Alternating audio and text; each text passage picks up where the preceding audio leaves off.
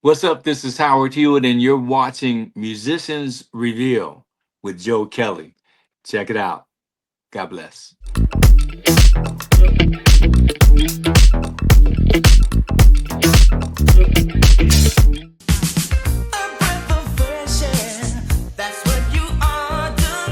Welcome to Musicians Reveal. I'm Joe Kelley. I am extremely excited today because a legendary and icon R&B songwriter, producer, singer, gospel, funk, and pop. You may know him songs such as Make That Move with Shalamar and also Say Amen from his solo career. Many credits to this man's illustrious career. Finally can say Howard Hewett is on Musicians Reveal. How you doing, Howard? Good. How you doing, Joe? Good being here. Yeah, great to have you, and you're going strong. And first, I got to Yeah. ask you, since you're out in California, your family and friends and yourself, how did you deal with the fires? And you guys all okay? Everybody, thank God, everybody's cool. And I live in Santa Clarita. I know there was a lot of the Clarita name was mentioned a lot during the fires, but it's basically here. We basically got the winds, but Okay, we deal with the Santa Ana winds like every year. But this year it was different, because of the fact that they were much stronger this year, which was crazy. hmm, And also we were going into this season excuse me, so dry. I mean, we hadn't had rain. Usually by that time rather, we would have had several storms, rainstorms and stuff, but we didn't have anything this year. So, yeah, but fortunately, we came out. The fires weren't that last fire that popped up. hmm. They called it the Hughes fire, and we could see, smoke and stuff all there. But fortunately, the wind was blowing in the opposite direction, away from the houses and stuff. So, Did so, you but evacuate? no, never No, had to okay, evacuate. Never had oh, to okay, evacuate. So, but yeah, I know a lot of people who were affected by it and devastated. Many people who were devastated by it. And there's a lot of prayers and everything that went out, that still go out now to, especially in the Altadena, area. With yeah, that, with those homes over there, man. They're like historical. right, So it was unfortunate. yeah. Well, thankfully you're okay, and hopefully Yeah. this, something like that doesn't happen again. But you got to be prepared, I guess, right? Yeah, no, it's like it's always, there's always something, Yeah, that just, like I said, every year we deal with wildfires and we deal with winds, but right. this particular time, it was just like that whole thing on steroids, Yeah. so. But it was crazy because about on New Year's Eve, my lady and I we got a pizza and Uh-huh. drove over the canyon and down into Malibu, and then found a place right there on PCH. And listen, Right. it was by the time we got there, it was dark by the time we got there. So we're eating pizza, listening to the Right. waves, talking, Wow. New Year's Eve and stuff. And she was talking because she's from England. So Okay. she was talking about how beautiful it was down there, and I bet you it's beautiful to live here, Mhm. live down here. And then a week later, it was all gone, all gone. It is crazy, man. It's really crazy. Did you ever So, wanna make your home out there in the UK? oh no, no, no, No. I couldn't live in the UK. UK is great. I got great friends there. Great. We've had some amazing. We have some amazing fans there that have Yeah. been following the group forever, following Shalamar forever. And I Mhm. go there and work, but they know they know that I couldn't live there, so it's not anything But Jeffrey that lived out there, right? huh? Jeffrey was out there. Yeah, Jeffrey lived there. I forget how many years he lived there, but then he lived after he moved to Japan and lived there for a long time, and now he lives in Nigeria in Africa. you Wow. know.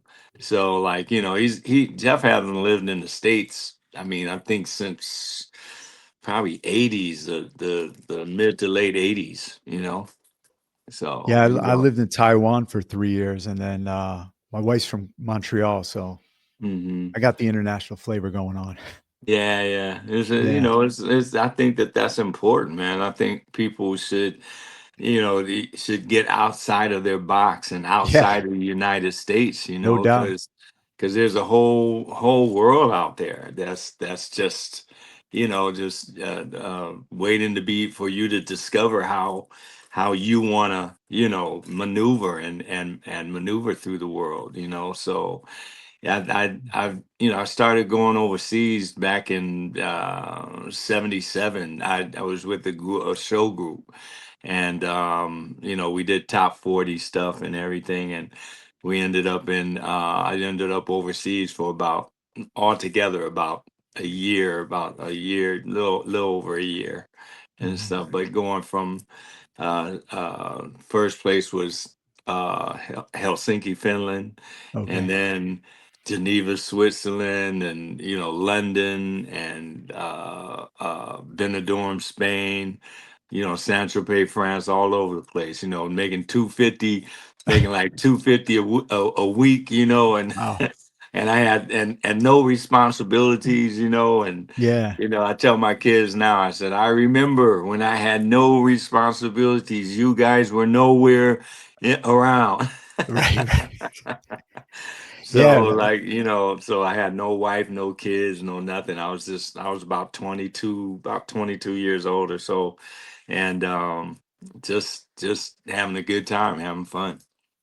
yeah, and that's the perfect age to do it, and, Uh and yeah, before you get, all the responsibilities of life, you know what I'm saying? right. I just, like I said, even I didn't even have a girlfriend when I went over there. The girl that I was my high school girlfriend. We had Right. broken up, and Uh-huh. so like I was like, Yeah. Is she a fan now? huh? Is she a fan, or was she a fan of your music? She's, we're still good. We're still good friends. She'll call every once in a while. She lives in Birmingham, Alabama now. So, Oh, okay. she'll call. I'll call her. We'll stay in touch. But Yeah, that's cool. that was high school stuff, man. It was like Yeah. crazy. So we gotta go back for our listeners who don't know that you hail from one of the states here in the US, which is just so much music history on it. Mm, You mm, come from Akron, Ohio, and, mhm.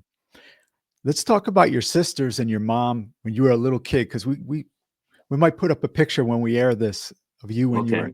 you were in the Hewett Singers. And how did you get introduced to the church and the Hewett Singers? And tell us Well, about it.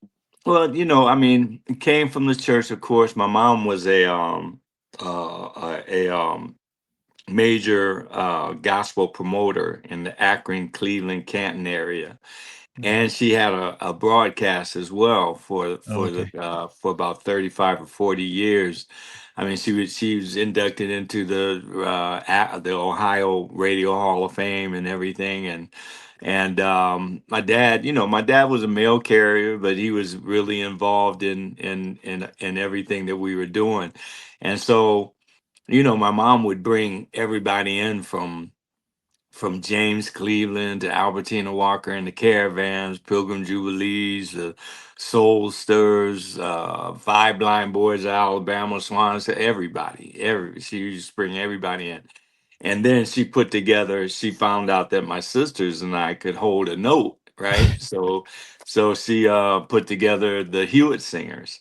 Okay. And once the Hewitt Singers once we were in shape enough to perform, of course, nepotism was alive and well in our family, so every show that she would bring in, of course, we would open the show open the program for her. Right. And I mean, she's literally the one that literally, like, first time I went on stage, it was like, man, I was like 10, about 10 years old or so, and I'm like, Mom, I don't know if I want to. She said, Boy, you're getting out there, and she literally kicked me out on stage on stage, and And once I got out there, though, man, it was like, oh man, this is not too bad. This is Yeah. cool. It's fun, you know. So, thank God, I went from there. But we started. We went and we did. We in the summertime we would when we got out of school for summer we would do the gospel chitlin circuit up and down the East Coast and Midwest and all that area up there over there and I did that till I was about from the time I was 10 till I was about 14 or 15. Okay. And then I went into the R&B situation. Yeah. And, Yeah. and for our viewers and listeners, we definitely want to push them over to YouTube at their leisure to watch. You and Shauna put together a great production when you were honored in Akron. Howard Oh yeah. Hewett Jr. Day. You have a sign, the street you lived Yeah. on. You revisited the home, and you could see what your old band, Life, right? See what? You see some of the guys from Life, your old Oh band. yeah, a lot of Yeah. them came. Almost all of them came, except the drummer Kevin Talbot. I think he was the only one that wasn't there. And Marvin Burke and Byron Williams. Byron Williams is Walter Williams's brother from the OJ's. Oh So yeah. yeah, so Okay. Walter. So the first time I ever met Walter was I was 15, Wow. 16 years old. And Walter, he came from, because they're from up in the Cleveland area. Right. Yeah. Well, Canton originally, but then Cleveland area. And so like Walter came to one of our rehearsals, Life, because our band was called Life Band, Lyfe, right? And Mhm. so Life Jennings was not the first one to ever spell That's right. life like that. We You had it first. we were the first, and so like so Walter came to we rehearsed in the basement of our organ player's mom and dad's house, and that was the first time I met Walter. He came to rehearsal. We talk about that all the time when I see them now. I saw them about a month or so ago on the Soul Train cruise. We did Shalamar did the Soul Train cruise. Oh, okay. Yeah. So like every time I see Walter, we talk about that. It's like, oh man, I met you, Yeah. man. Blah blah blah blah blah. So it was good seeing them and Eddie. Eddie's Eddie's a good cat. He's going through some health stuff right now, but God bless him. Yeah. He's still doing the shows sitting down for the most part, right? For the most Yeah. part, yeah, yeah. Yeah. Yeah. It's So, crazy, but man. it's cool that I mentioned that you're still going as strong as ever. Hmm. You were on the Ultimate Disco Cruise, right? Yeah, yeah. We Yeah. did the Soul Train cruise, and then about uh 10 days later we were on the ultimate disco cruise, and it was like that whole thing was like to Yeah. see Soul Train, and Uh-huh. then we do the ultimate cruise is like the audiences, they everybody appreciating it and all the stuff. The demographics were a little different. you Yeah. know but but we had a great time. We had a ball. There was Jeffrey Daniels. That was his first cruise, so he was Oh, okay. nervous at Wow. first. That was the first time Yeah. he ever been on a boat. Yeah. Yeah. Yeah. But I saw some clips that, I mean, the band smoking as ever. You had the full band Mhm. out there, and yeah. Yeah. We had a good time. It was a lot Yeah. of fun. I always have a good time with them. Our No our problem. friends, I don't know if you ran on the Ultimate Disco, the Boogie Wonder Band. Yeah, yeah, yeah. Yeah, yeah, Boogie Cindy, the bass player, she's friends with us, so I know she was pumped that she Cindy. was. Yeah, Cindy, she plays the bass. Yep. Yep. Yep, I know. yeah. Yeah, I know. We talked a lot on that cruise. Yeah, On that she's cruise. really cool. Yeah, she's a She's big good fan of people. all your music, so Yeah, she's yeah. like she's naming everything. Yeah, Naming all yeah, all the songs off everything, and she was right. We did two shows, and she was right there in the front of both shows. So it was yeah. great. Yeah, we Yeah, we first met her because my wife's from Montreal and she's from Montreal, so yeah, we yeah. just connected, and she came on the show last year, so yeah. That's Cool, good, cool. everybody's we're all the good people and good music lovers hanging together. Yeah, yeah. Just Yeah, like doing those cruises, it's like a reunion because you see a lot of people that you haven't seen in a long time.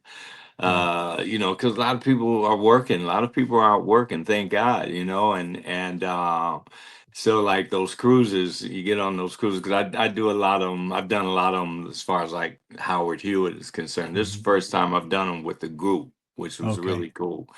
But those cruises, they're like like reunions, because like I said, you see people that you haven't seen in a long time. Yeah, Yeah. So yeah. when there's downtime, you do like 2 or 3 shows for the whole cruise? Is that it? We do two shows. Yeah, two shows Okay. for the whole I cruise. always wondered with the fans, I mean, unless you're hiding away in your room in between, does it get Yeah. intrusive or is it just like, hey, That's what those cruises are about. okay, so you know So that going in. yeah, so you have to know what you're getting into, and the Right. cruises and what they're about is basically, that people, they buy tickets to go on those cruises and so they can be, you know, and intimate with some of their favorite artists, you know what I'm Mhm. saying? So Right. as an artist, I mean that's what going in that's what the whole deal is. It's like it's gonna be autographs, it's gonna be pictures, it's gonna be all kind of stuff, and you're on that boat for the most part. If you stay on the whole time, you're on that Mhm. you're on that boat for 7 days Yeah. with people. And so it's like, yeah, I can't stay in my room the whole 7 days, you Yeah. know what I'm saying? So it's like, so you get out there, and that's what the whole, I mean, to be with your fans and really experience the whole thing with your fans, and it's an amazing, really an amazing experience. Anybody that, I'm not a big cruise fan, you know what I'm Mhm. saying, but as a music, like I did the Dave Coz cruise, Mm. right? And man, there was like there was music on every level of that boat, you know what I'm saying? There was a band that was playing in this lounge, and a band that was playing in that area of the ship, and a band that was playing on the main stage. And it is an experience that a lot of people, I believe, would enjoy. And as an artist, I enjoy, because that's one of the main things about an artist, being an artist, is like when you are honored to the point where you become a part of the soundtrack of somebody's life, Mhm. because so many people chronologize their lives through music. You know, Right. I Yeah. mean, there's so many times that I hear, oh man, I was when this song was out, I was going through this. When that song was out, I was going through that. I mean, my ex-wife, she's a big music person, and some of the things, even after we had gotten married, Uh-huh. we're sitting there and I'm playing something, one of my songs, and she says, "Oh man, I remember I was going through this when this song, when Show Me came out, I was going through that, and when second time around back in the day." So when you have the honor as an artist to become a part of something as intricate and as important as the soundtrack. Yeah, but when you become when you're we like I said, as an artist, when you have the honor of becoming becoming a part of the soundtrack of somebody's life, you can't, there's nothing like that. There's this is so intimate, and such an honor, that you can't really just, there's nothing like that. It's very cool. So I wanted to get back to that early 20s when you made the decision. You're in a hub of music, Ohio. You Mm, could have gone to New York. You could have stayed in Ohio and made your whole career there, but you ventured out to LA. mhm. Was there a safety net when you went out there? Or what was it like? What was in your mind and what when you first got out there? Well, it's crazy because when I was 8 years old, You Mhm. know, my dad piled all that. I have four sisters, four older sisters. All my sisters are older than me. Then Okay. I have a younger brother. My brother is like 3 years younger than me. So when I was 8 years old and we were all kids, my dad packed all of us into the station wagon that he had. My mom and his sister, my aunt Ida. He packed all of us in the car, and we took a cross country trip from Akron, Ohio, all the way over to Los Angeles, all the way out here to LA, right? Okay. And visited my mom's brother, my uncle Joe, Mhm. and his two kids, my cousin Michael, my cousin Joseph, and his wife, my aunt Mary. And from that point on, Joe, Yeah. seriously, I wanted to live in California from that Wow. point on. I said every time I tell, I'm living in California. I'm gonna live in California. Growing up, I'm gonna live in California. And and so like I never got back here, never got back Mhm. out here until like when I was 20 years old.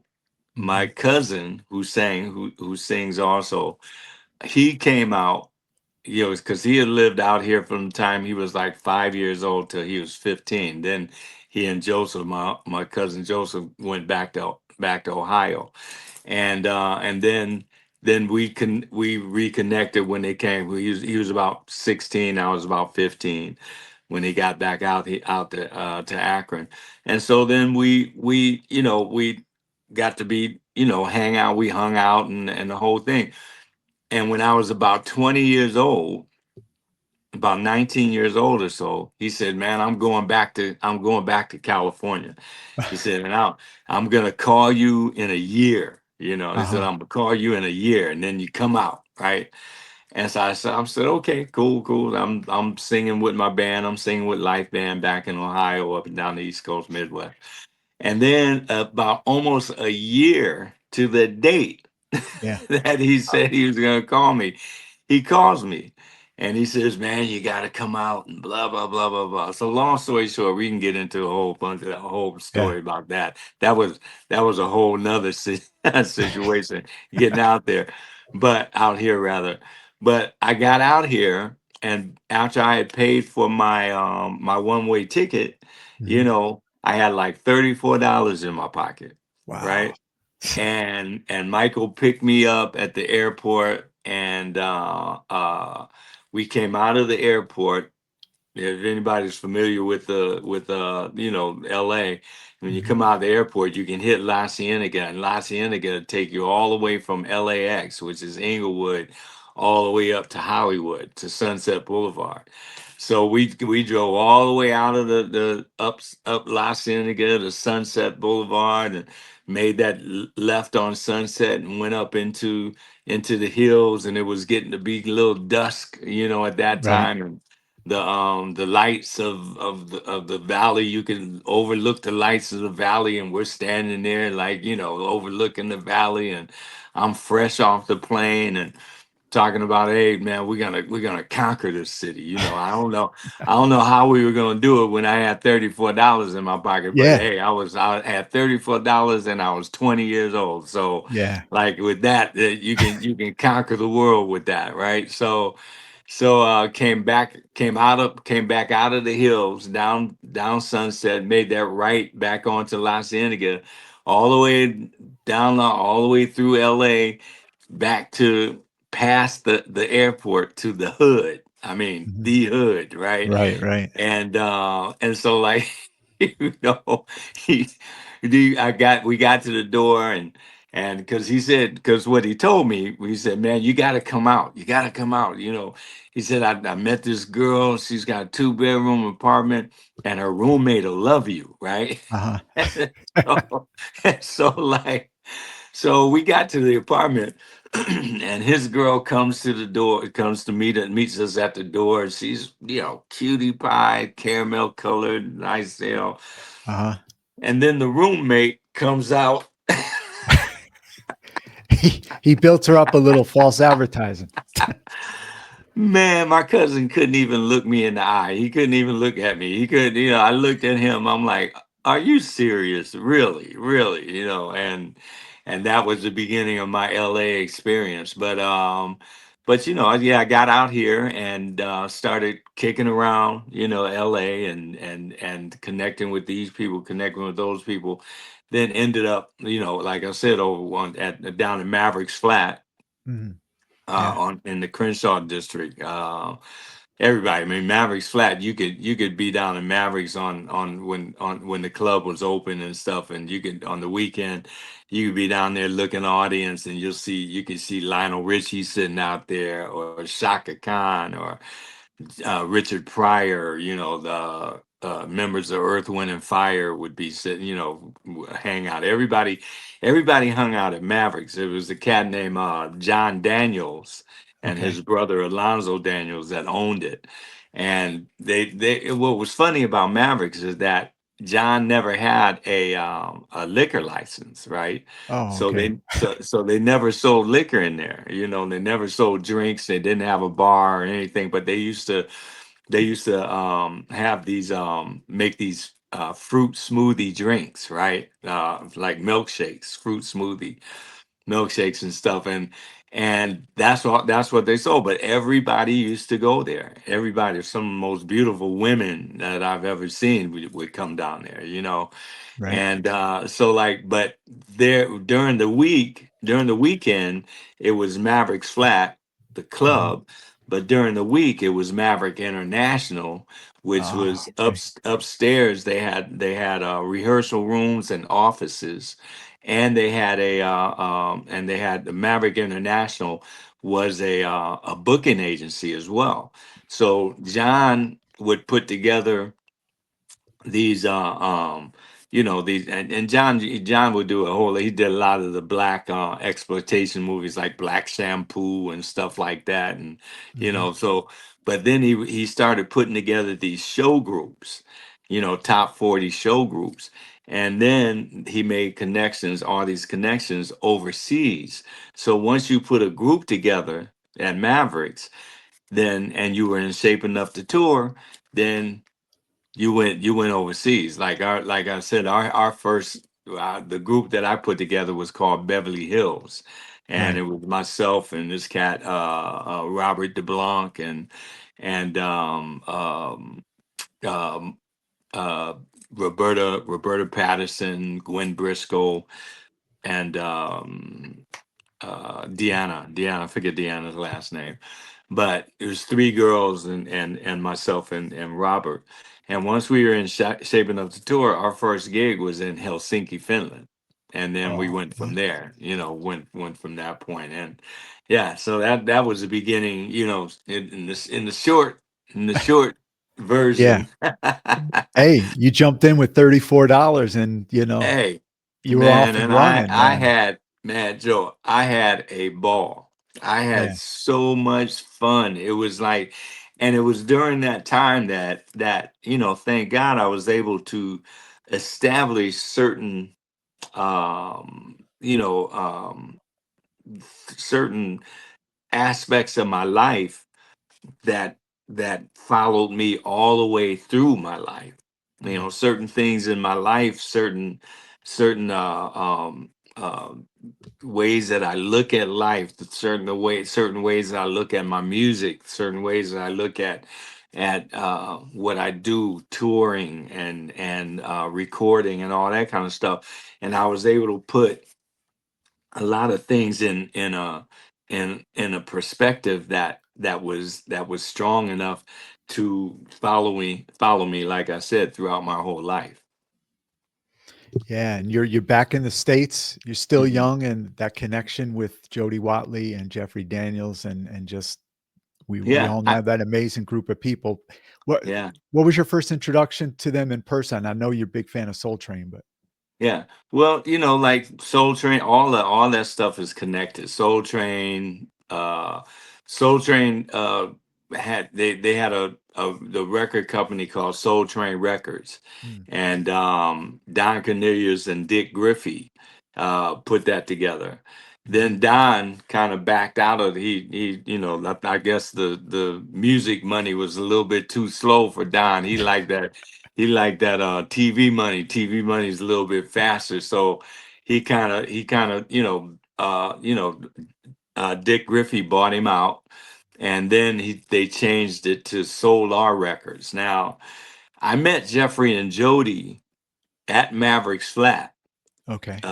before Shalamar even existed, you Mm. know, and that was the whole thing. I used to date this girl that eventually was, the mother of my two older daughters and my first wife. Mhm. And she worked for Don Cornelius at the Soul Train Dance Studios. And so, like, and she used to dance on Soul Train. So I would go and hang out. So I never danced on Soul Train until I Okay. performed on Soul Yeah. Train. Right. Yeah. Yeah. So, but like, so all of the, like I said, you would see all kind of people sitting out there as far as Mavericks is concerned, because when we had a show, when Beverly Hills, the group that I was with, when we had a show that we wanted to try out on a live audience, we would play Mavericks. We would play down in Mavericks Flat. And so all these people were there, and all the Soul Train people used to go down there as well every weekend, because it was such a homey type of place. They could Mm. dance on top of tables. They could, nobody was getting drunk and out of their mind drunk or anything, because they didn't sell any liquor. Right. So like, it was a great place to hang out. They were open Friday, Saturday, and Sunday, till like 4 in the morning. So I met Jeffrey and Jody down there, down in Mavericks, but I used to watch them, when I was still back in Ohio. And just like everybody else in the country, at 12 noon on Right. Saturday, Yep. you were in front of your TV watching Soul Train, and so, I would see Jeffrey and John. I didn't know who they were, of course, but I see them dancing on Soul Train. Oh, they got great routines. And my band Right. and I would watch it to see who's playing on there, who's performing, and watch the girls, of course, and so like, so when I got to out here to LA, and then I started hanging at Mavericks, that's when I first met Jeffrey and Jody, because they used to watch the show when I was with the Beverly Hills group. They used Mhm. to watch the show that we would do there, and a lot of people performed at Mavericks as well, live performance from the Whispers, Lakeside Express, everybody used to perform there. So like that's when I first met Jeffrey and Jody, though. And then I went overseas with the show group, and I was over there for about 9 months, and Mhm. then came back home for a month, and then went back over there with them about another 4 or 5 months. But during that month, I was at Mavericks, and Jeffrey approached me. Then they had when I was overseas for that 9 months. That's when Shalamar formed, Mm. and then they had their first single was this single called Uptown Festival. Right. Yep. And yeah, and there was this cat named Gary Mumford that was the lead singer. It was a medley of Motown hits done in a disco type of format. Right. And so Your so favorite Gary, music? I'm just huh? kidding with you. I said your favorite music, disco. I I'm know. just, I'm just messing with you. No, I know no I was disrespect not to a fan. disco. I, Yeah, I I would know. say that I was not a fan of disco. Not Yeah. not a big fan of disco at all, So right? I cut you off. Sorry. No, no, no, no.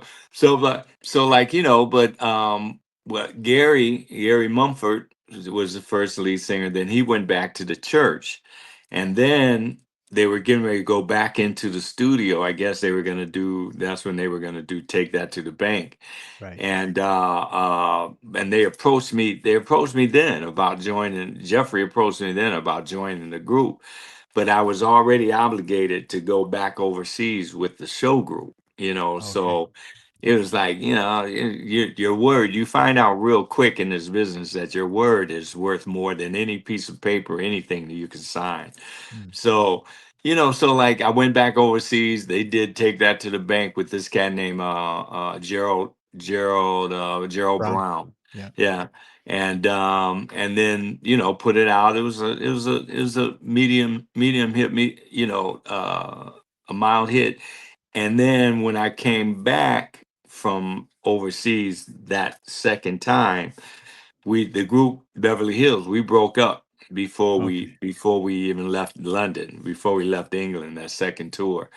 And so, like, I came back, kicked around LA, and started working with this guy over at Motown, this cat, Jeffrey Bowen. And Jeffrey Bowen was producing an album at the time on this cat, Eddie Hazel, guitar player Oh for yeah, Parliament Funkadelic. Yeah. legendary. Yeah, Yeah. Maggot Brain and all Maggot that Brain. stuff. Yeah, Yeah. Yeah. yeah. And so he was doing a solo album on Eddie Hazel, and I connected with him through this girl named Tammy Gibson, and went in and did a background, some backgrounds for him on a background session. And when we got done with the session, he came out, he said, "Man, I love your voice. This is going to be a self-contained situation because Eddie can't sing, Uh-huh. and he says, it's going to be vocally, I wanted you." He said he wanted me, Tammy, and this other girl that was singing with us. And he said, "I can get you. I can." He said, "I can. We can work on the contracts. It's going to be under Motown. It's going to be on Motown label." He said, "But in the meantime, I can get you into the union, and you start doing these sessions, making some money, blah blah blah." And he said, "We'll put everything together. Cool, right?" So we Mhm. started working. We started working on that from that point on. We started working on the Eddie Hazel album, and then after about a month, after about a couple months, started getting kind of shaky. What we used to call back in the day, we used to call it the Motown runaround, right? And so like the money, checks weren't reflecting, the time spent in the studio, and so like I remember it was on a Friday, and I dropped my lady off at work, right? And I said, I'm going to a meeting at the Motown building. That's when they were on Sunset and Argyle. And I said, I'm going to a meeting at the Motown building, and after I get done, I'll come back, pick you up, like when you get done from work, I'll pick your the whole thing, right? So Yeah. I go to the meeting, and I'm up on the 15th floor. Motown had 17, 16, and 15 in this high rise office building on Sunset Boulevard. So I'm up on the 15th floor, man, like getting everything off my chest, and Uh-huh. y'all give me the Motown run around and blah blah blah blah blah. And then the phone rings, right? And this cat, Angelo Bond, who's Jeffrey Bowen's co-producer, he answers the phone, and he looks at me and he says, "It's for you, right?" And I said, "Well, hey man, if it's my lady, tell her I'll call her back because I'm getting this stuff off my chest. I'm in the middle of the meeting." Right. And so like he says, "Well, it's not a lady, and this was before cell phones and all that stuff. This is Yeah, back yeah. in what Late was this? 70s. 70, yeah, late 70s, 79, 78, I think it was. And so you could get, he said it's not a guy. He said it's a lady, and it sounds like it's long distance. That's when we get on the long distance phone call, you can hear the crackling and all. Yeah, yeah. Yeah, exactly. So he hands me the phone, right? And I get on the phone, and it's Jeffrey Daniel from Ah, Shalamar, okay. right? And they were in New York. They were in the middle of a promotional tour promoting Take That to the Bank, right? Mhm. And they were in New York, and they got into a thing with Gerald Brown, and Gerald Brown jumps on a plane and says, "Well, when y'all can see it my way, give me a call," right? And he jumps on a plane and flying and leaves them out in on the road on the promotional tour with no lead Ooh, singer, nothing, right? And so like Jeffrey Daniel knew that my lady worked for Don. okay. So he called her to find out where I was, right? And she told him I'm at he's at the Motown building having a meeting with these people at Motown, blah blah blah blah.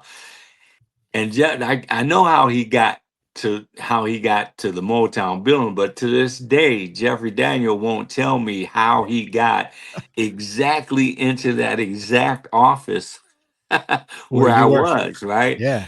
And so, like, he says, "Man, I know I approached you once before about joining the group." He said, "But he ran down the whole thing as far as like got into a thing and left us out here with no lead singer. And what we want to offer you an equal position in the group as lead singer, you Mm. know.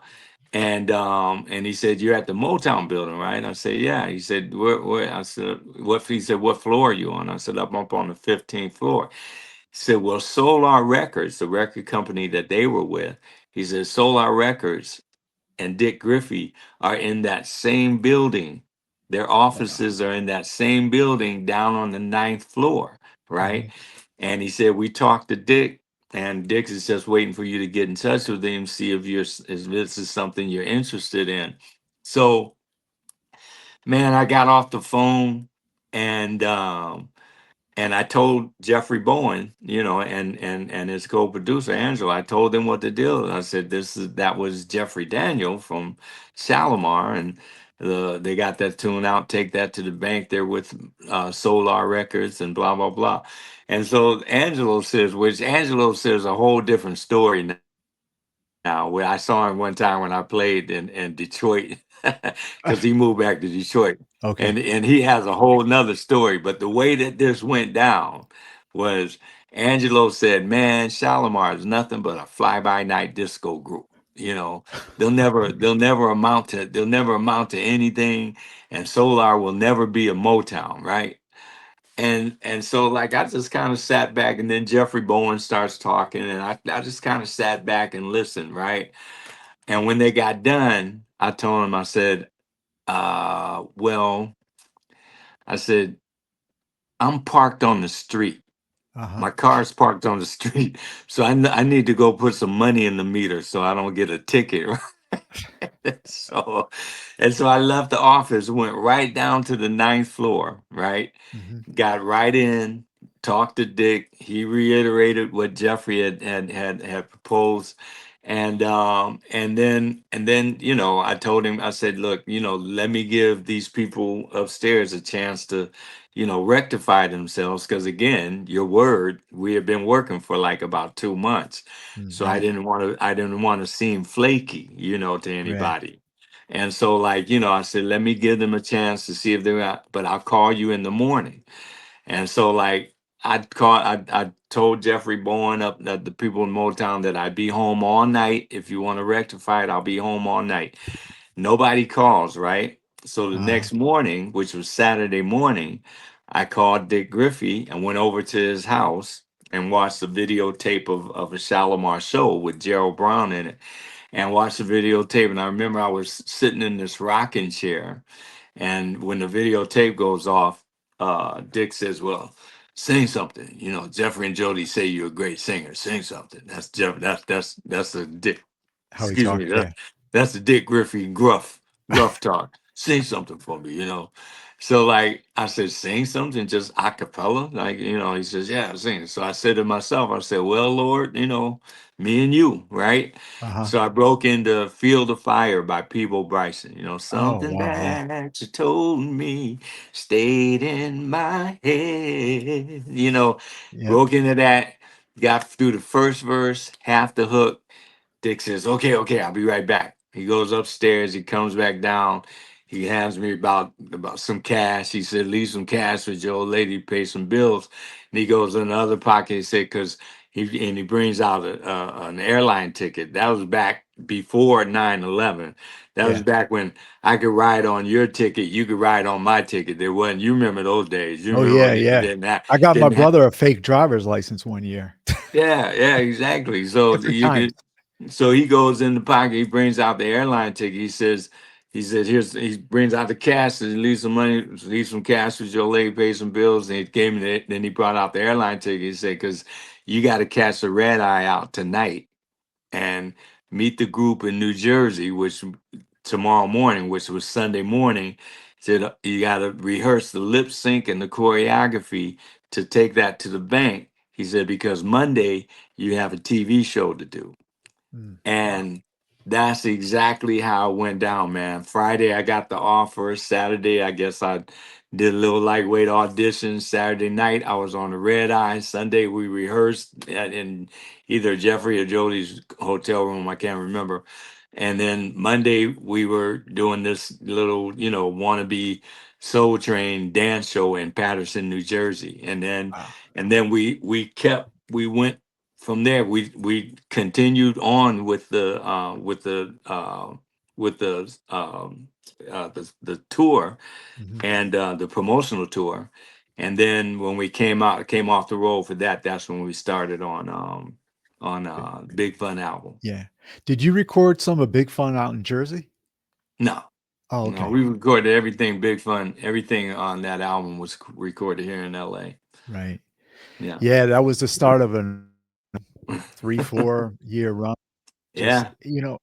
I Well, I mean, we. I gotta say, with Minneapolis, the Motown sound, Funkadelic, Ohio, the LA Solar sound, and everybody out there definitely needs to be Mhm. right up there with that. So you're to be With commended yeah, for that. So many great I songs. mean, there were times, man, when you could look on the Billboard charts, and it wasn't unusual to have about three or four Solar singles up in the top 10 of the R&B, of the black charts, as well as the pop charts, so Yeah.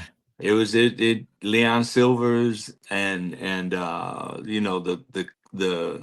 the machine that Dick had going over there at Solar was amazing. We made some amazing strides in the music business. Every time Jeffrey and I finish a tour, we sit and look at each other and say, "Man, we made musical history together." Yeah. Well, yeah. So it's you can't say that a lot of times, through in a lot of situations.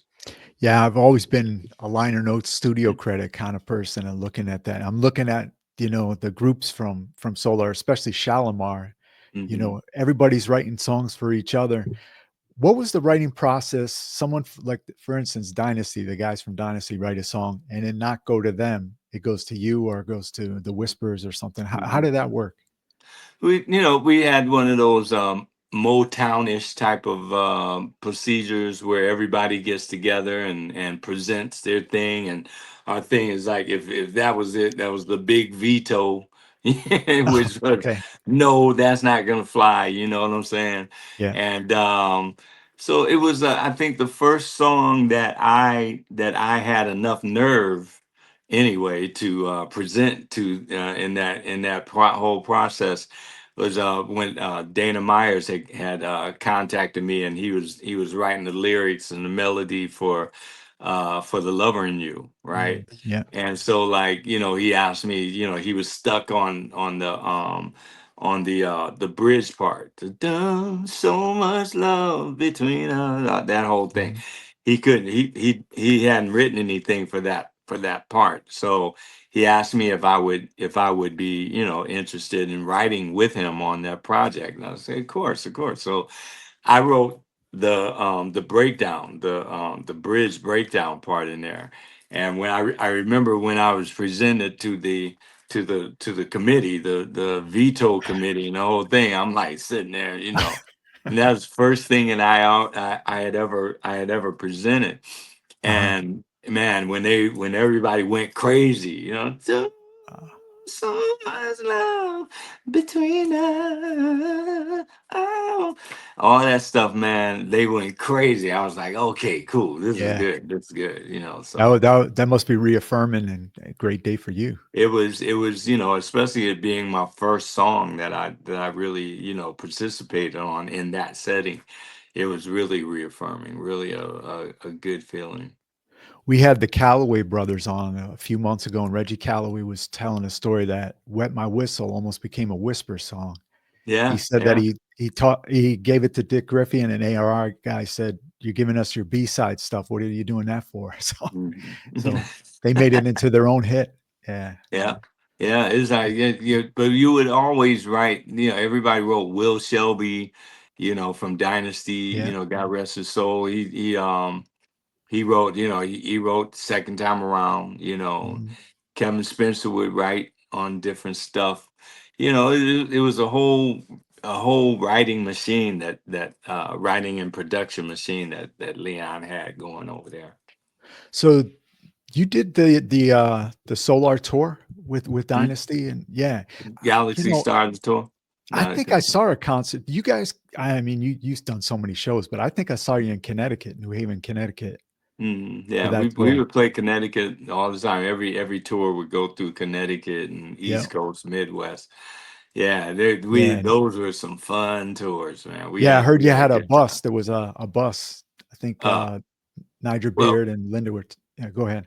yeah, we had a makeshift bus. Yeah, Oh, a okay. couple of because Dick bought all these like three or four of these old buses and had them renovated inside. You know what Oh, I'm okay. saying? They were like yellow And school buses.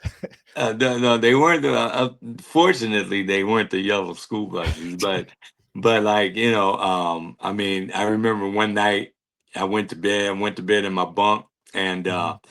at middle of the night, I heard all this commotion and people running past my bunk and stuff, and woke up and the bus was on fire. Oh, Everybody's standing outside. We were down south somewhere. Everybody's standing outside watching this bus smoke all up and stuff. Man, it was crazy. And then after that, I think it was after that we he finally broke down and got and started getting some good buses. yeah. You know. And Shalamar, such so many hits, hit after hit. Mhm. And let me, I mean, it's well documented that the band eventually had problems and broke up. Mhm. I had a question specifically about groups in general, about what causes superstar groups to break up and what Mhm. prevents them sometimes from reuniting like you did with Jeffrey. Mhm. I think the thing is, Joe, is that people are grown, with individual agendas, Mhm. individual lives. And I think that's one of the main things that happens as far as groups are concerned. We never had any problems as far as like you know um, somebody wanting to go solo or whatever. I mean, solo was always the ultimate goal, but the group was took precedence over everything, especially at that time, because Mhm. we were trying to build something, and so like but when we got together, we were like kids, when we got together, Yeah. and then we grow up. We grow up. I have my family. Jeff has his family. Jody is doing her thing, and so we kind of just through a lot of misunderstandings, because we didn't break up because we couldn't sell any more records. No, you broke up at the peak. We broke up at the peak of our whole thing. I mean, Yeah. uh, uh, Dead Giveaway was getting ready to be monstrous. You know what Right. I'm Yeah. saying? The Look album had about 4 or 5 singles deep in that thing. Mm. So we broke up, I think, because we really didn't have the understanding of what we had accomplished. Mhm. Because like I said, we were still kids. We were kids, and like and then every people have their own agendas, and the type of situation that came in. We needed somebody that was going to unite us, and make us aware of what we had accomplished, Right. with number one and number two, top five records in the top bill in the top black charts, and as well as pop charts and all that. You know, Groups don't just accomplish that. That's Yeah. that's a Yeah. major, major accomplishment. And so we needed somebody that was going to come in and say, "Look, y'all, look at what you've done. This is a whole situation." I tried to do as much, I tried to do some stuff. I tried to say, look, we don't even have to. I don't even have to. If we're not getting along, I don't even have Yeah. to see you until it's time to hit the stage. You know what I mean?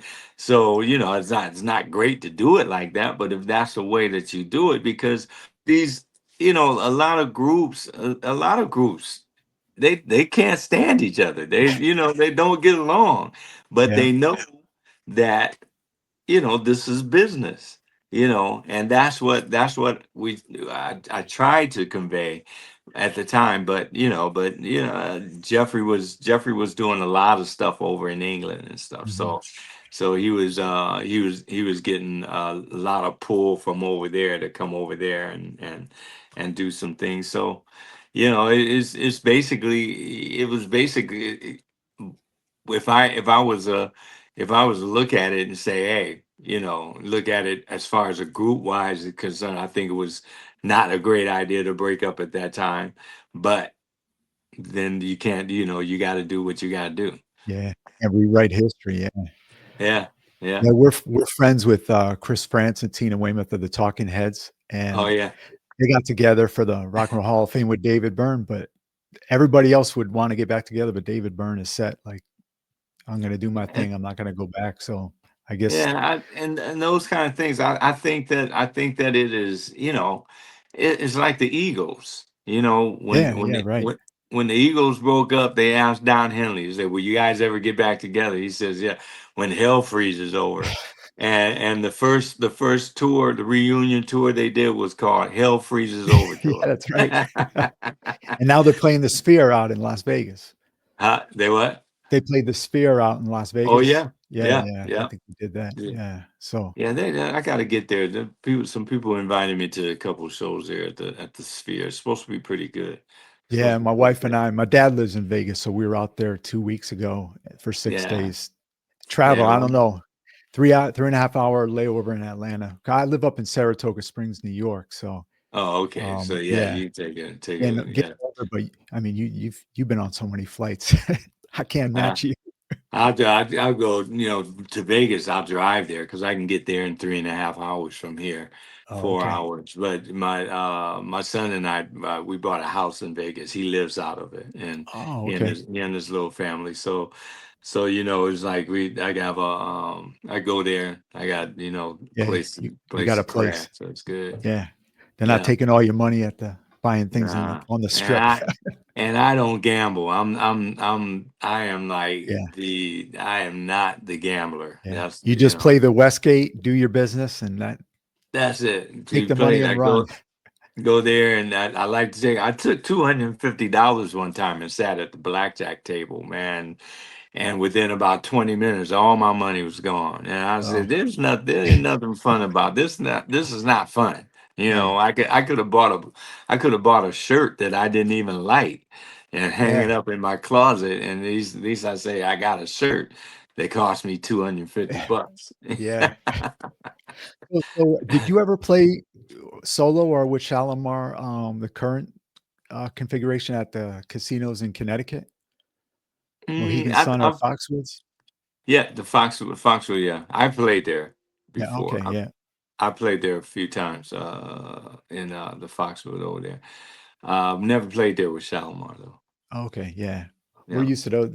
We love the casinos over there because I'm from Connecticut originally, so yeah, yeah. yeah. Jeffrey Osborne plays at casino a lot over there.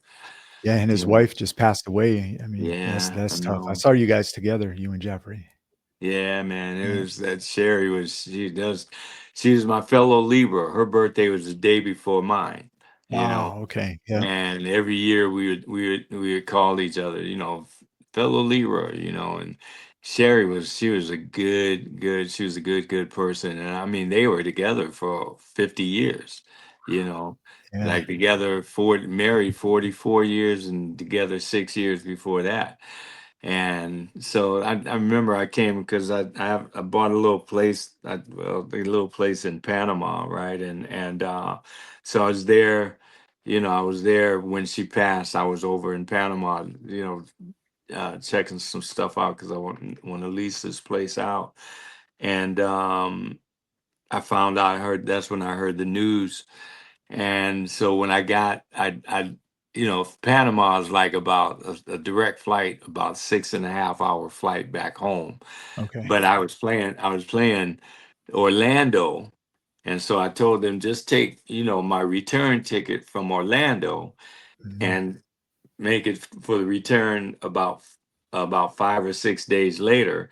Then I'm going to get a round trip ticket to to Panama, go from Orlando to Panama, back to Orlando, and then catch up, link up on that return ticket. Coming back to LA.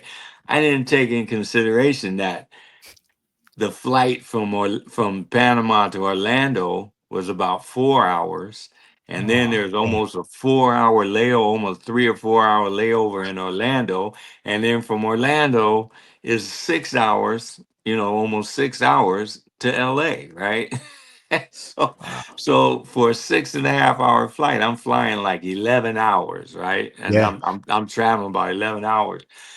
But when I got home on a Friday night, and man, I listened to Love Ballad and the LTD song, Mhm. and I said, man, and the Saturday night was Jeffrey's first show back, Oh, okay. not only from Sherry's death, who had just passed about maybe 4 or 5 days before, but he had an operation, hip replacement Oh, operation. okay. So Vegas was his first show back from everything. And I said, man, this, I got to be there for my partner. I Right. guess Yeah. so. The last thing I wanted to do was jump on another plane after flying for 11 hours. So Right. I just got in the car and drove that 3.5 hours and stuff. And he called me out on stage, which was fun because when we went out because it was me, Jeffrey, Freddie Jackson, and Mhm. Peebo Bryson. We did this Minnesota tour, and Okay. so at the end of at the end of every show, Jeffrey would do the woo woo song, call me and Peebo and Freddie out, and we'd all do the woo woo song together. So he called me out that night that I went there, sat that Saturday night. But it wasn't even about that. It was just about being there, Yeah. just him see me, and I'm there. And then we hung out. We hung out afterwards. Yeah. That's true friends. I mean, to do something Yeah, like that. he's Yeah. he's he's a good friend, a really Right. really good friend. Now, I wanted to move on to your solo career as far Mhm. as because I'm seeing on the studio credits throughout your whole solo career, you're on their records, they're on your records. It seems like you got you mentioned friends, tight community, Stanley Mhm. Clark, George Duke, Mhm. and Paul Jackson Jr. He's been on our show as well. Mhm. Is that true? You guys, they Mhm. call you up Yeah. and say, "I need you for something." Yeah, I mean, we would go with the Georges and just do background sessions. George, the first we did a couple songs on the first solo album. Mhm. Uh, what was it? I Got to Go and a couple other songs if I remember right.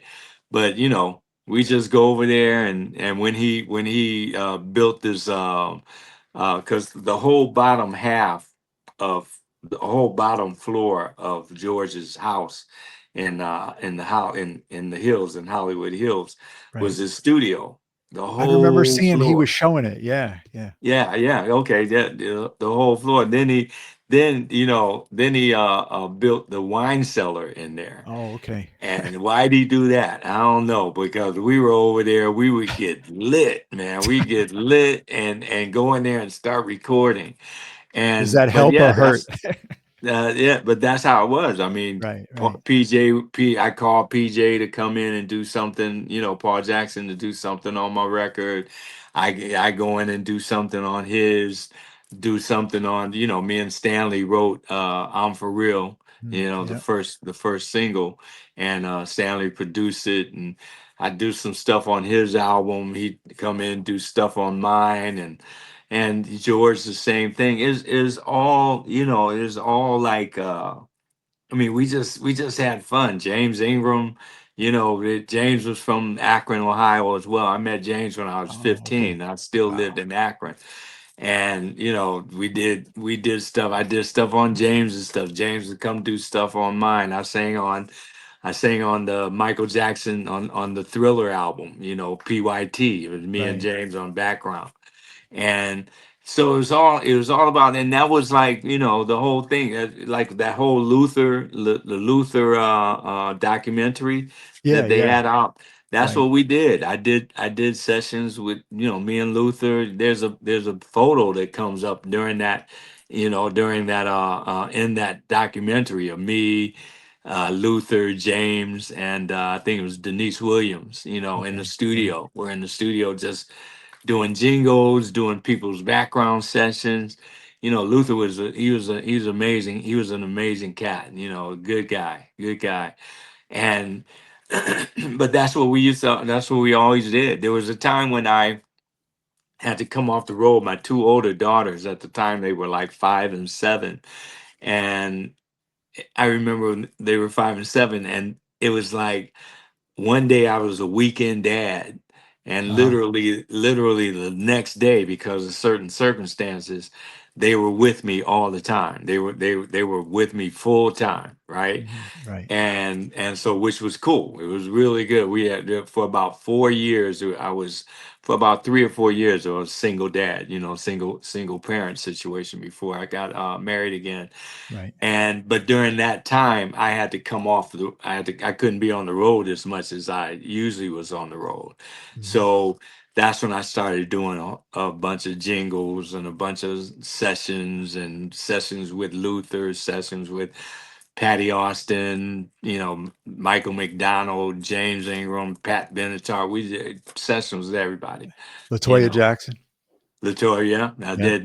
That's when I connected with Joe Isgro and them over with the record company that she was with, and we did the Heart Don't Lie situation.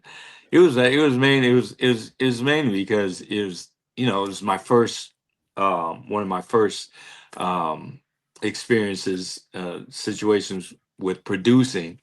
And Mhm. plus, she is just so fine, man. She is just so fine. I just enjoyed just Yeah. in there just working with working Work of with her in art. the studio. Yeah.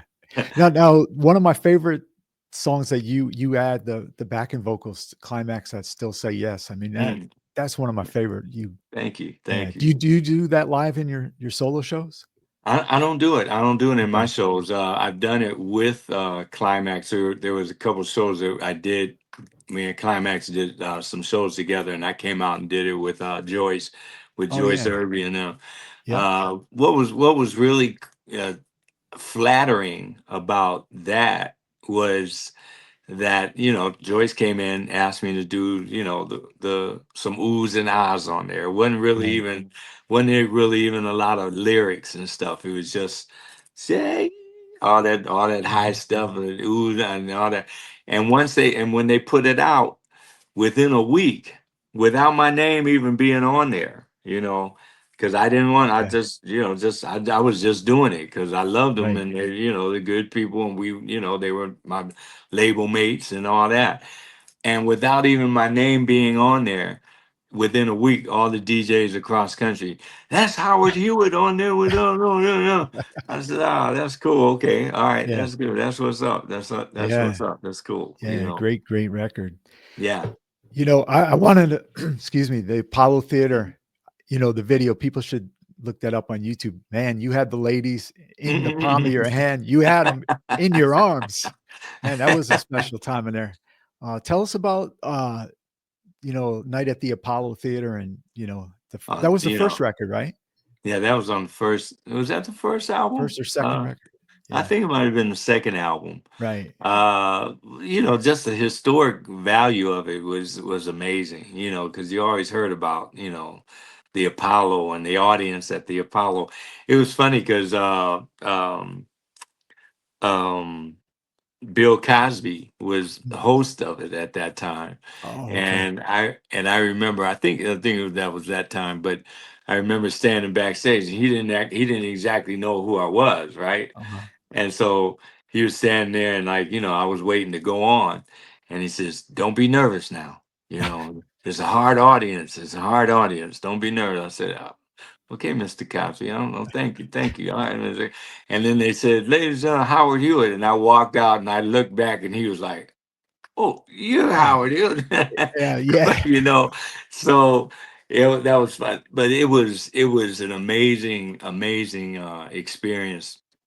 Like I said, especially for the historical value of it. It's like, the Apollo Theater. Come on, man. Yeah. It's like, it's crazy. So, but that show in particular, we had a lot of fun. Yeah, people said you should look it up. It Yeah. was it Yeah. was Yeah. it's fun. It was a lot of fun. Did you ever meet that lady? The second lady, No, the girl came up on stage after nah, I years didn't meet later? her. No. Nah, Yeah. I didn't meet her. I think my Yeah. lady was with me or something Yeah. there. I couldn't- Yeah. I don't want to spoil it for our viewers. Just go check out Howard Hewitt at the Apollo. Live You at know what the we're talking Apollo. about. Yeah. Yeah, yeah, Yeah. I've yeah. only been to the Apollo once. I saw the time and the Ohio players, and I lost Mm. my cell phone in the upper deck.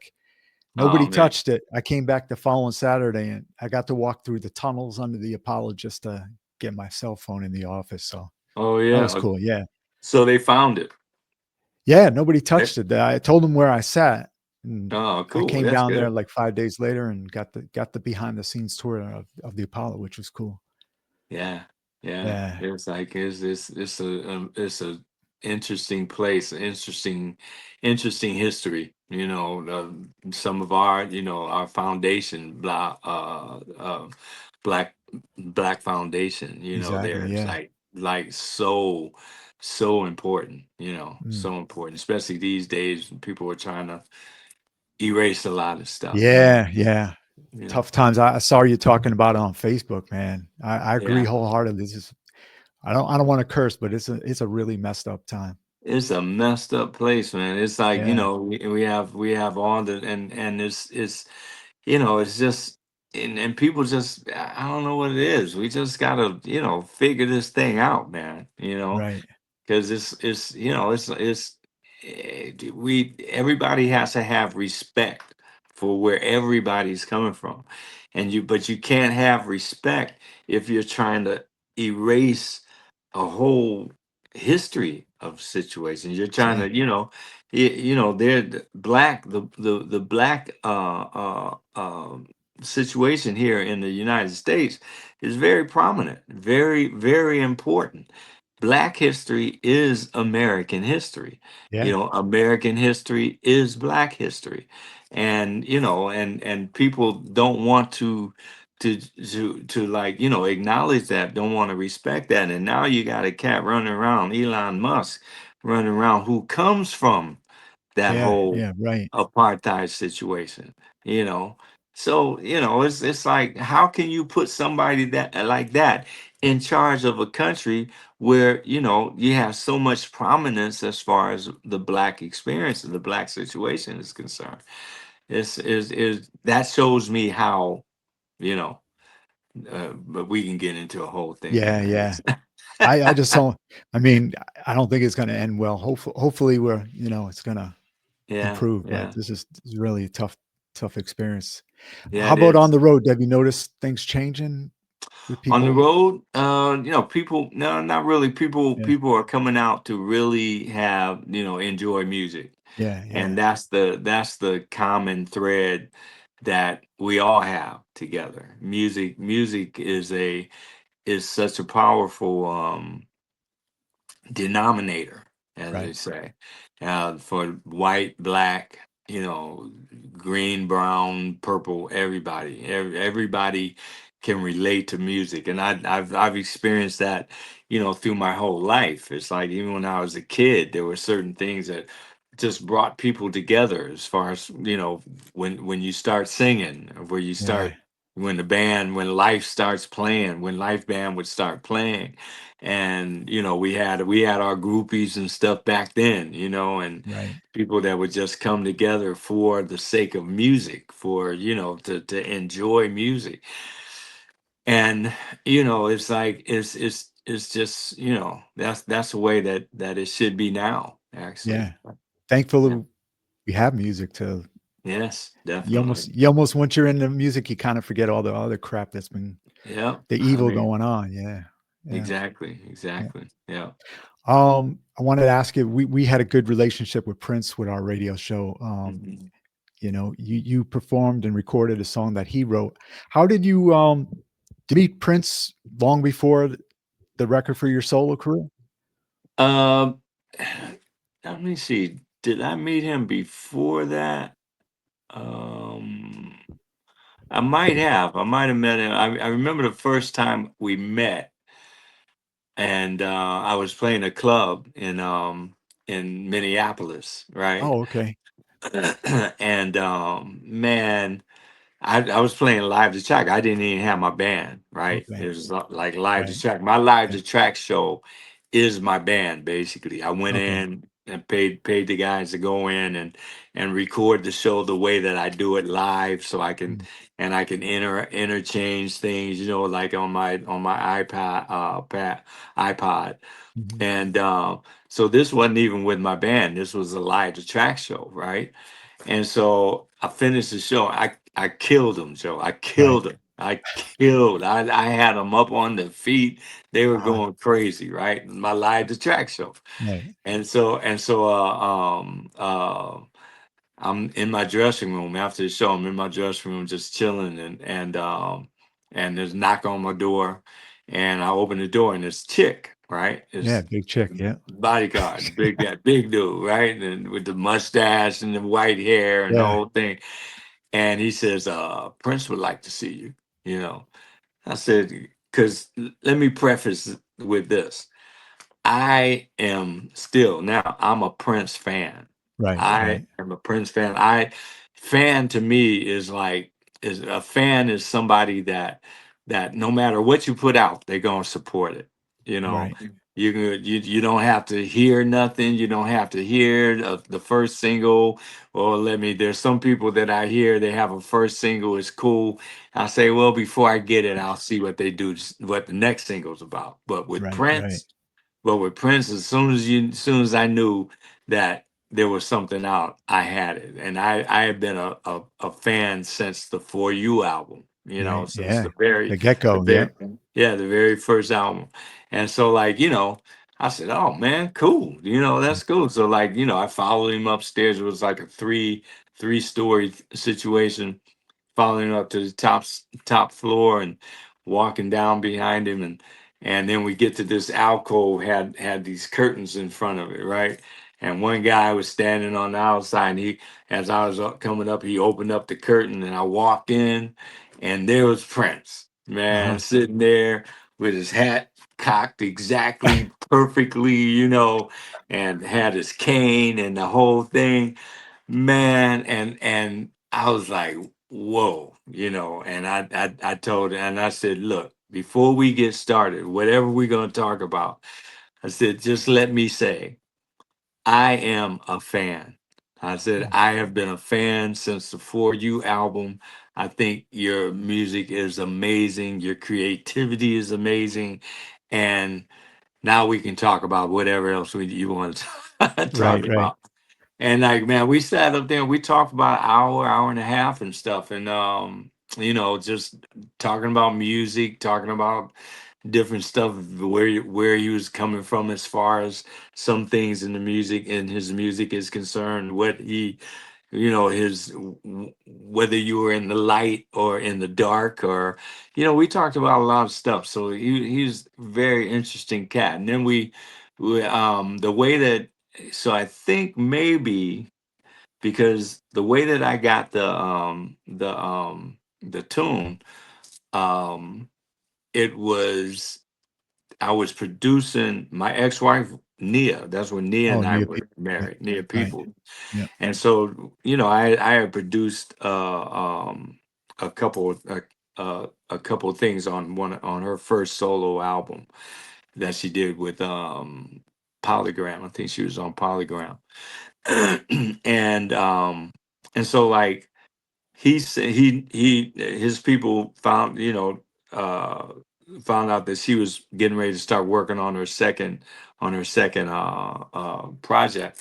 And so he sent about four songs, for her to listen to and for me to listen to as well. So, see if I, produce it on her or she do it or whatever. And she wasn't feeling any of the tunes, but the one tune, Allegiance. Mhm. When I heard it, I said, "Man, I got to change up a couple of things, you know, because lyrically, I got wanted to be a little bit more uh, uh, point, uh, poignant as far as what it was saying." Right. And you know, but for the most part, man, this thing was funky, man. Yeah. So I did it on my album, you know. Did you go back to Paisley Park and Mhm. re-record it with Paul Peterson, Ricky, and Michael Bland? Yep, and Bobby and Bland, what was his name? Bland, the drummer, Michael Bland, yeah. Michael Bland. Yeah, Yep.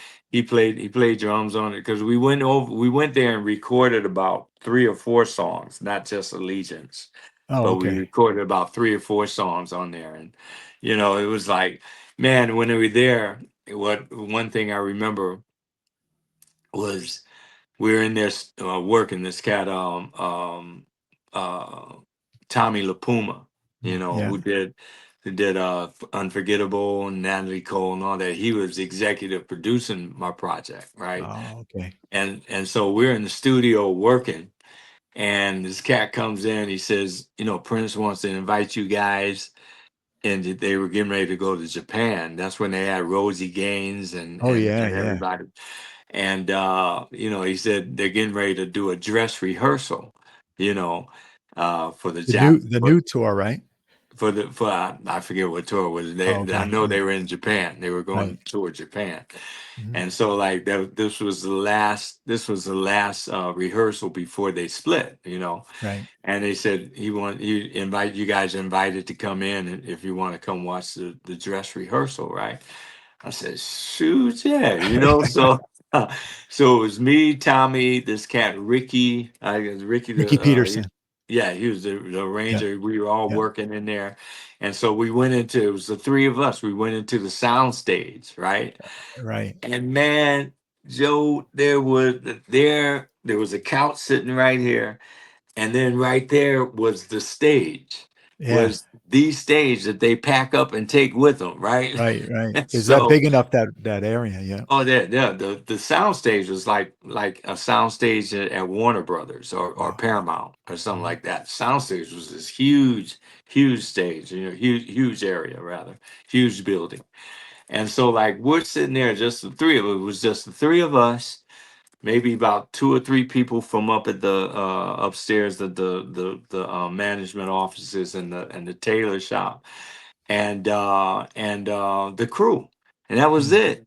Wow. This dude put on a 2.5, almost 3 hour show, like there were 50,000 people out there. Wow. I mean, you know the one thing, but darling Nikki with the bed that floated Yeah. across the bed floated Oh, across right there. It floated across, and I'm sitting there, man. It was like our own little private, you know, Prince show, right. and man, blew me away. I wasn't even able because my ex-wife and my daughter, my next oldest daughter, are big. They're still big Prince fans, and so like every time he would come to town, I would always get them, you know, tickets and stuff. And so, but after that Paisley Park situation, when I saw the show like that, when I saw it Yeah. like that, it was like my own private show.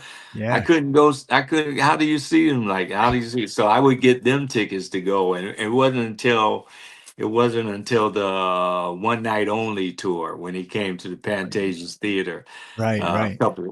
few years later. That was the first show that I saw of his before, you know, since I had seen the show in Paisley Park. I remember going backstage and I told him, I said, man, I haven't seen your show since I was at Paisley Park when you did the dress. He's like, well, why is that, Howard? Why did I go? You know how you used to Yeah. talk. Yeah. It's That's a funny. good impression. Hey, how you doing? It's like, Yeah. man, it's just cool.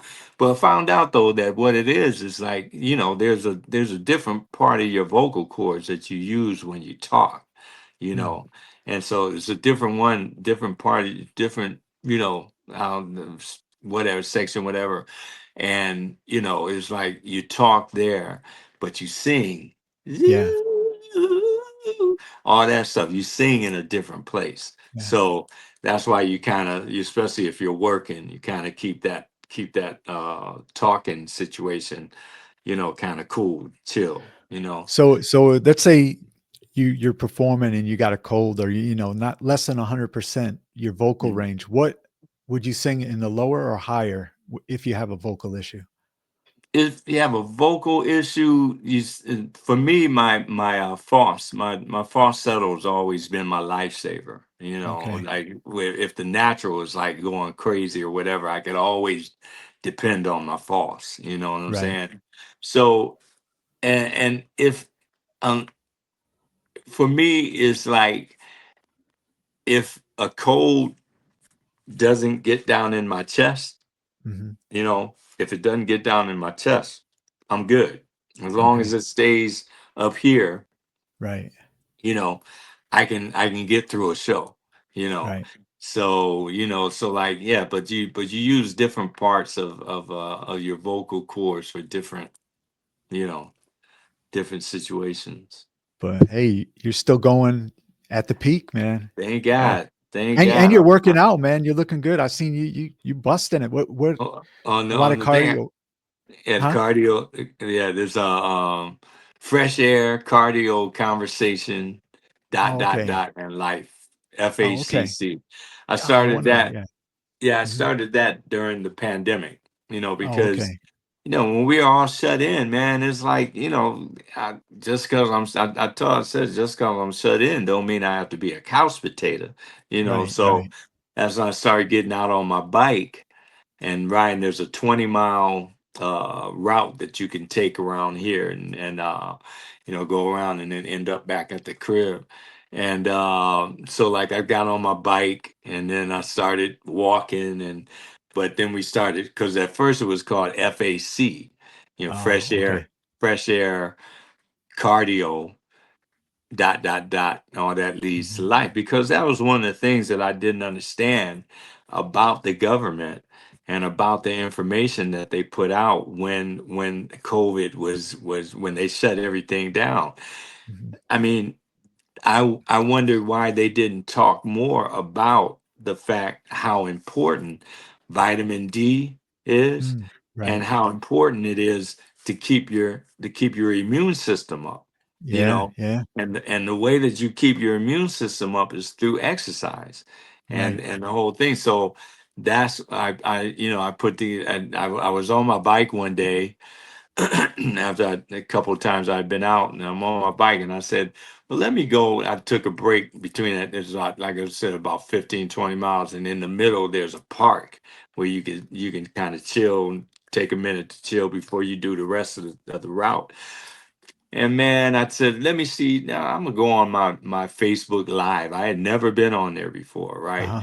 So I got my phone. I had my phone. I went on my Facebook Live, and man, all these people started piling in, and just, Right. hey, Howard, hey, from the East Coast to the Midwest to down south over in England. Everybody started coming into the whole thing. I said, man, so that's when I started that. And then also did what I call the set-in mini concert series.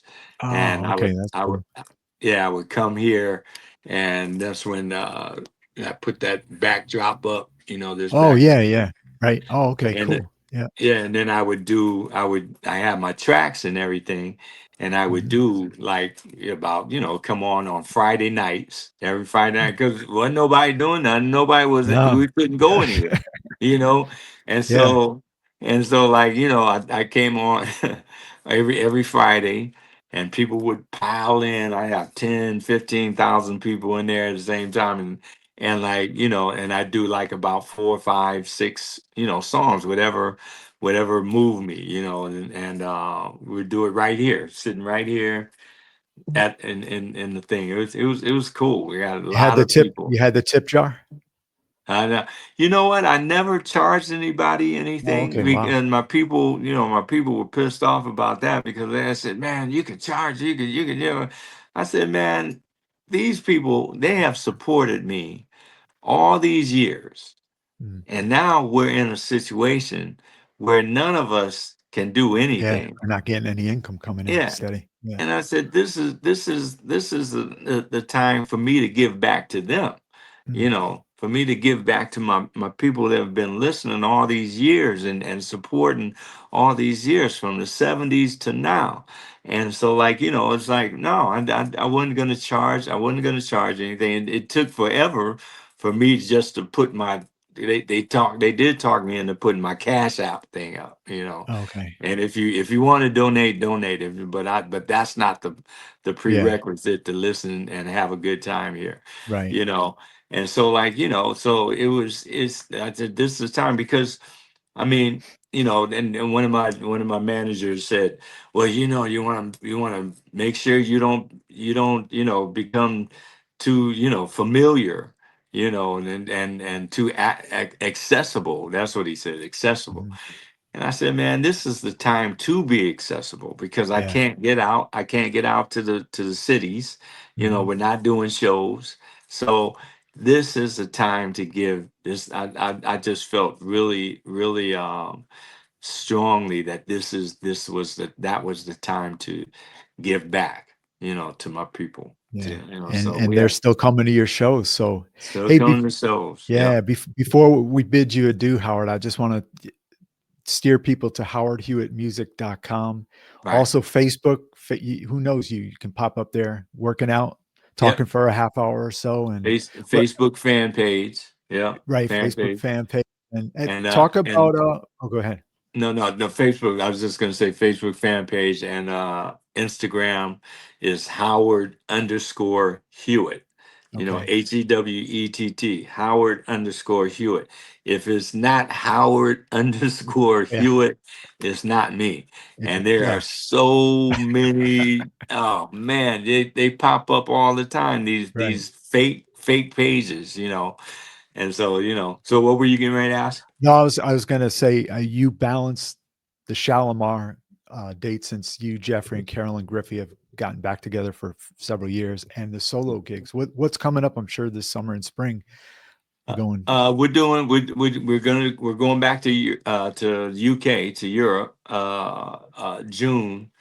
I think it's the first part of June. I'm in where am I? Either Orlando or something right before that, and then I'll go over there to meet them, Okay. and straight from over there and go over to the UK. We'll be over there for pretty much the whole month. I have South Africa while I'm there. Howard, Mhm. my solo stuff. So, like, we're doing that, and I think we're coming back over here. The group is coming back over here in August. Do Okay. a string of shows throughout the country, and Oh, wow. I'll put it up on the schedule and stuff, so they'll have it. You You do the have it out package there. with some of the other bands that from that era.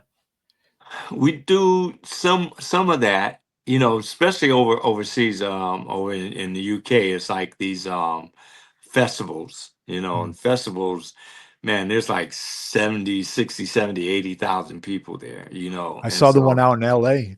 The yeah, Fools oh of yeah, Love, the right? one Yeah. SoFi was SoFi, like, yeah, that looked yeah, that 15 was the last minutes. time I saw that was the last time I saw Tito, Oh, Tito. yeah, yeah. Passed Yeah, away. Yeah. that was the last time before a week later he was gone. Wow. He Ah, was man. driving So back to New Mexico or something, right? yeah, they Yeah. were driving. I Yeah. forget where they were driving from, Oklahoma or something. I forget. But I used to always see Tito. We would always see each other at this consignment store, consignment shop, Oh, okay. furniture consignment shop, in Calabasas. And Okay. I used to live in Calabasas a long time ago, so he still lived there then. But that's where we would always see each other, other than working. Yeah. He was a good cat. He was a good guy. So many people from our generation, Yeah, unfortunately. We were really close friends with Chris Jasper, and he passed yeah, away. And yeah, he'd come to yeah. the studio once a year, bring 2 CDs because he'd release a new record. Did you ever meet Chris? I never met. I don't think I'm more than likely met him, but I don't Right. really. We never hung out. We never got to be. Collaborated. Yeah. We never collaborated on anything. But just knew the history, of course, from the time Yeah. I was a kid, but during that time, I was like when Roberta left here, Right. and Yeah. and it was, not I Angie that Stone. song, Yeah. the song that was she and I did, man, I some guy brought when I was over in England, some guy brought a CD of songs that I had done. And unfortunately, I didn't forget the experience of working with Roberta, of course, because she's iconic, you know what I mean? Right. But I had forgotten the song. Oh, you know, but I had forgotten the song. It wasn't one of her big hits, and it wasn't one of my big hits either, but right. Right. it was just an honor to work with her in the studio and stuff. But this guy had bought, he bought a bunch of stuff that he had put on CD that I had forgotten. I had even done a few of those songs and stuff. So that's a you thank God for that. That's a good Yeah. thing to have. You Yeah. do so much stuff you forget about Yeah. it. You need those kind of fans too to be around to like kind of jog your memory and Yeah. yeah. And overseas, the fans over there are so amazing. And especially like places like Japan, you know, Mhm. Japan, Japan, they'll tell you who worked on your album. They know better who worked on your album than you do. Right. I mean, Yeah. these people, because when first time I ever went over to Japan, first time I took my band over there, PJ was with me, Paul Mm. Jackson, Right. and just he played guitar, and just I mean people over there, they're reading the liner notes, and they're reading all the stuff on the Right. back of the album. They know it all. They know every word, every English word, but when they stop singing the songs, they can't understand or speak any English. That's crazy. That's always Yeah. crazy to me. But the UK is the same way in a sense where they really look at the what who was instrumental in actually making the album, and Right. actually recording the album. And so many fans sometimes hesitate calling them fans because they're more like friends, you know what I'm Right. saying? Right. But fans are amazing, man. They're another breed of people that is so necessary in our business. Yeah. Well, you got long-standing fans and you're going strong. And any new music? I've seen you got a home studio. You've been working on some songs. I just get in here and mess around. It's Okay. like and like, every once in a while somebody will send something to me that they wanted me to write some lyrics or melodies to. I'll put it up on the machine and work it out here. But now it's like, shoot, Joe, I'm just enjoying the body of work, my body of Yeah. work. Yeah. It's And you fine tune them, and I mean the lover and you. I've seen you do it. You slow it down sometimes, right? yeah, Live, and and real slow it. Yeah. fine tune what's been done. I mean, new stuff is like new material is really for you. For at least I look at it for myself. It's for me. It's for me to know that I still got a little creativity going on Yeah. and all that stuff. And but to do new material in a live show, you got to figure out how to set it up, Oh man. yeah. Because Yeah. That's tough. if you don't set it up the right way, there's a group, I'm not even going to say their name, but they're a big group and have hit after hit after hit after hit after hit. And I remember I went to see them live one time. And from the time they walked out on stage, their first song, people were up and they partying. They party. Second song, third song, fourth song, fifth song, partying, hit after hit after hit. Then they say, and in the middle of the show, they say, now we're gonna go and do some new stuff, blah blah blah blah blah. Everybody sits down. They Yeah. go to the concession stand. Go to the they're bathroom. talk Yeah. they're talking with each other and all that kind of stuff. Then when you finish the new stuff, you start on your hits, they're back up again. They're Yeah. because people want to hear, they want to hear, the things that that are the soundtrack of their life. Yeah. Now, back to that again. When I used They to, want. DJ a lot of parties, I'd, like, put a song like somebody you saying, put something I kinda like myself. Mhm. If the dance floor cleared, I'd have to, like, maybe 1.5 minutes into it, segue into something more popular. Yeah, Yeah, yeah, but yeah. People want to, like I said, getting back to the soundtrack of your life. They want to hear the songs that moved them, that was a part of their growing up, a part of their, first time they ever made love, or first right, time right. they ever kissed, or the first time of anything. They want to do, they want to do that's what they want to hear. So, new material is great, and it's great to put it out there. But see, my thing is that I don't know anybody that's ever gone in the studio and recorded a hit record. You Mm, know what I'm saying? right, I I know people, everybody that goes in the studio and records some great music, right. puts their best creative foot forward.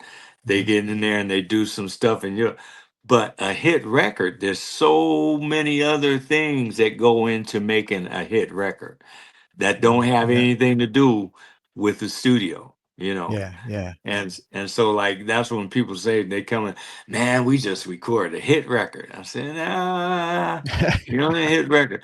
Not until, not until you give it to the people that can get it out there to the people, and then the people are gonna decide whether it's a Right, hit record or not. And, like, yeah, so, it's like, so when you go in and do it, it's cool. But when you're out there on the road and you're doing shows, unless you set that thing up yeah. the right way. Like, there's a tune that Leon Silvers and I did, and I just really released it to my bass, Mhm. and it's called "You Are the One," Okay, and I set it up perfectly in the show, and people, they groove into it and they enjoy it. But I just do that one song, then get yeah. back to the hits. You know what I'm Right, saying? right. Hey, that's what a seasoned veteran, you've been doing it since you were a kid in the church. Yep. So, Yep. you know what, you know how to do it. Yeah. Yeah. My Hey, mom thanks to used be to. oh, go ahead. No, no, my mom used to tell me. She used to say, she, when you're singing and you see one of those sisters out there start rocking and Uh-huh. crying, you know, she says, you go right to them and Uh-huh. sing right to them, and I'm 10, 11 years old, man. Right. And, like, I remember this one time we were doing this show, me and my sisters were doing this show up in upper state New York, and this afternoon church, church show, church program. And so, like, I'm out there singing. We had our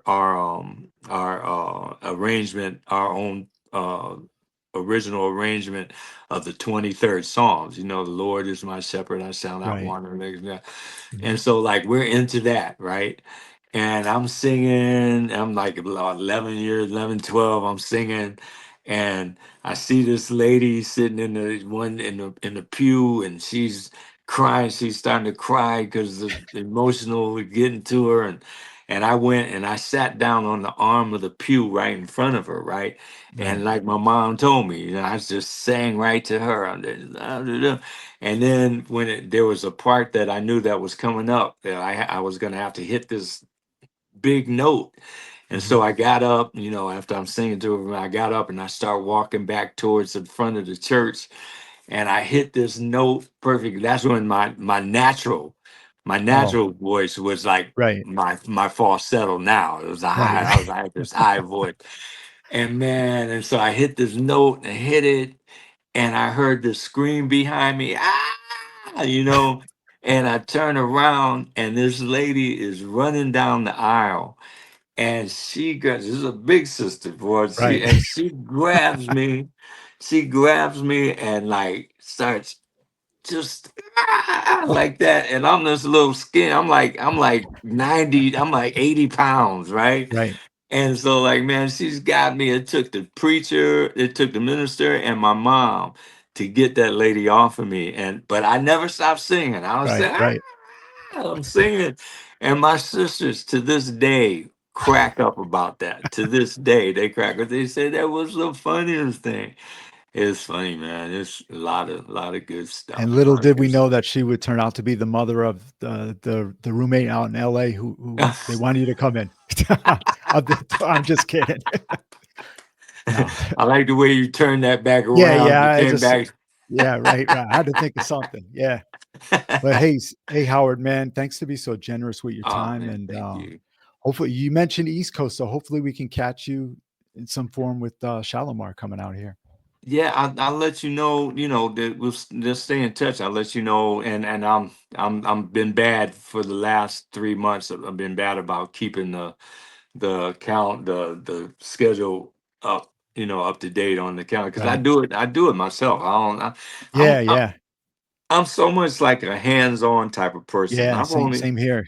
All the publicity, everything. Yeah. Yeah, it's like, that I know what my capacity is. A lot of times you got somebody, you don't know. Assistants are good. I've had a couple throughout my career, but for the most part, I just basically do stuff myself. But I've been really procrastinating on updating the calendar and stuff. So Right. it goes up to New Year's Eve, so I Yeah, you gotta, I got gotta put some. gotta put the Yeah, new but stuff out there. I've been the beginning of the year. I've been kind of just chilling, hit and miss, hitting here and there, everyone. But Right. for Oh the yeah. most part, been Right. chilling. You did a standout Valentine's show with Charlie and Stephanie But Mills, right? Charlie, yeah, Yeah, Charlie I and read the Steph. review, man. That was a great review. I don't know if you saw it. I didn't see it. Yeah, It was yeah. good. It was They had a good. picture. You wore a red suit. Yeah, yeah, yeah, Yeah, yeah. yeah. The guy. Valentine's Day. Yeah, yeah. He gave a Yeah, like a great write up to you. Yeah. yeah. Everybody. Yeah. That's my Valentine's Day jacket. Oh, okay. Hey, I, looking sharp, I man. think I've worn that. I think I've worn that suit coat every Valentine's Day for the Right, past right. like 5, 6 years. Comes in, he's still working it. Yeah. So Yeah. yeah, thanks, Howard, and come back again. You're always welcome. Hey, Thanks hey, for the man, music. it's my honor. Do you? Let me know anytime. Anytime I can make it, it'd be cool. You have Shauna's information Yeah. too. And So thanks to Shauna too, man. yeah, see, she's Yeah. she's like she's one of those assistants that I had Right. that now she just does stuff hit and miss, hitting Right. every once in a while and stuff. So Right. put some stuff together for Yeah. me. Thanks to Shauna and thanks, Howard. Thank you, man. God bless you. Take care, and I'll see you soon. All right. Peace. All right, Yeah. peace. You give me sweet